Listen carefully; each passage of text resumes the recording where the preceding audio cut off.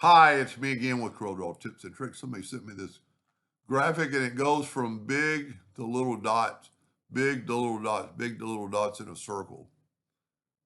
And for one of that thing is huge. So let's put it up near our page. And I think I can get it pretty close. I'm going to draw an ellipse. And I'm going to hit P. I put that in the center of the page because the reason was, now I'm going to hold down the control button, hit P, Control D, rotate it 90 degrees. Now I could have done that with several ways, but I find this is easier. And then I'm just going to delete all this. And then this is a line, so I can just delete it. And this is a line, so I can delete it. So I've got a quarter of a circle. I'm going to take a ellipse. I'm going to hit the plus key. I'm going to move it over and make it smaller. And make it a little bit smaller. And I'm going to make both of them, let's say red. I'm going to take away the outline. No rhyme or reason. 1, 2, 3, 4, 5, 6, 7, 8. So I've already got 6. So I need to go to Effects and Blend. And I'm going to blend 6 times. Then I'm going to go to Blend Along New Path and put on that path.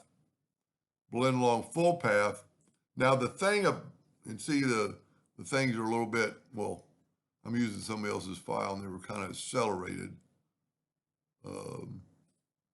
Well, the other way. To kind of get them even. Now, this is a path and it's along the full path. So what's going to happen is when we rotate this, we're going to have to delete one of these dots. So I'm going to go I'm going to click on the whole thing. I'm going to go to Object, break the blend apart. Then I can get rid of my path, and I'm going to get rid of this dot. Then I'm going to Control G to group it, Control D to duplicate it, Alternate C to have it rotate from the center of the page, and I'm going to rotate it 90 degrees. Now, I should have maybe deleted the big one, so let's do that. Let's back up before I deleted that one, and let's delete the big one. Now Control G to group, Control D to duplicate, Alternate C to have it rotate from the center, and we'll rotate this 90 degrees. Now I could be a little bit closer, but I am going from big to little, and maybe I could have done a little better, but I think you'll get the idea. One thing we could do, let's just start over and try this again. Let's take the ellipse and let's hit 90 degrees, Control D and make a duplicate, and then rotate that 90 degrees. But let's take some of it off. So let's rotate this 3 degrees. And then rotate this one a negative, so make it 87 degrees. And then we'll have a smaller path. I'm going to take my virtual segment delete key and delete this. And it's so easy to delete the lines, but that's all you need to do. Now let's make that path. I hit the plus key on the keyboard, make it smaller. I'm going to go ahead and make both of them red again. Let's make it black this time. Take away the outline. Blend it the 6 times. Go down here to blend a new path.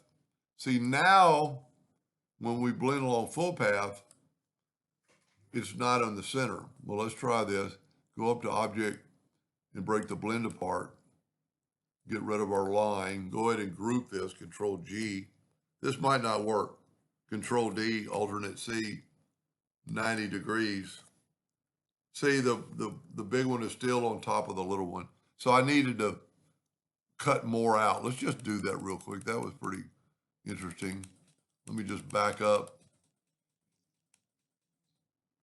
Almost be easier to just to redraw it, but you're going to get the idea here in a second.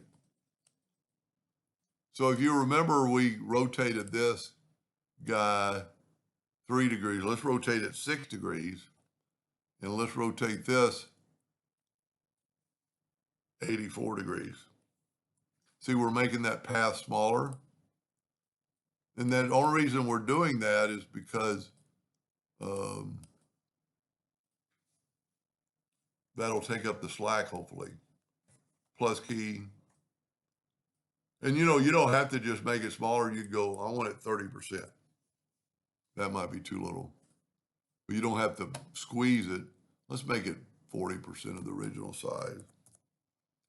Make both of them black again and take away the outline. Apply. New path. Blend along full path. Select it all, go up to object, break the blend apart. Control G to group, Control D to duplicate, alternate C,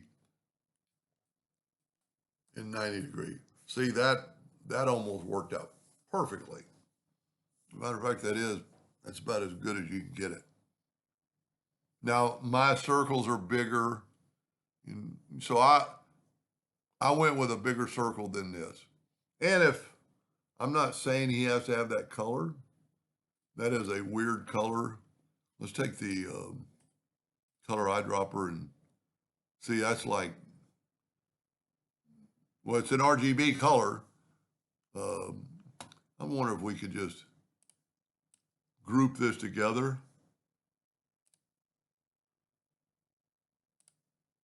and use the color eyedropper. I don't know if this will work.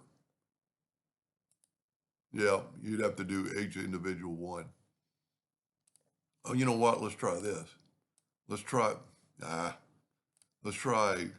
taking away the outline or the color and add an outline. And here's, okay, this will be a good deal. Let's take a rectangle and let's take the color eyedropper and let's take a sample and put it in there. Let's take away the outline. I can't just put it in here, but if I go over here and dock it, now I have that color. So now I can take all this and color them in with that color, take away the outline. Now that color will be there too. I kind of like that color. I might just keep it. You can remove it. You can delete it. But that's a pretty, I don't have a green like that. Anyway, I hope that answered their question. That's a pretty cool concept. What also would be cool would be to have the big one in the middle and have little ones growing into big ones more than just the 4 times. Anyway, I hope that helps somebody someday, and thank you for watching.